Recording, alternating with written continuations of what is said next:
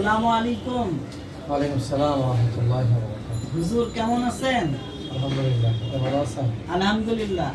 আপনি আমাদের চেম্বারে কি চিকিৎসার জন্য আসছিলেন? আসলে আমি পাইলসে দীর্ঘদিন ধরে ছিলাম, বিভিন্ন জায়গায় বিভিন্ন ওষুধপাতি খাইছি, অনেক টাকা পয়সা খরচ করছি, কিন্তু আসলে কোনো কিছু কাজ হয় না।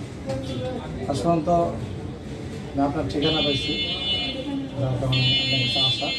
জি আসার পরে আপনি সব কিছু দেখলেন, জি দেখার পরে বললেন যে এটা ঠিক হবে, তো অপারেশন করা লাগবে।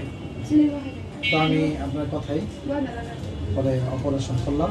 আলহামদুলিল্লাহ, অপারেশন করার পরে আগে যেরকম জ্বালা পোড়া ছিল, পায়খানা করতে অনেক সমস্যা ছিল, এগুলি কোনো কিছু নেই। আপনার এই অপারেশন করার পরে আমি একদম একেবারে সুস্থ।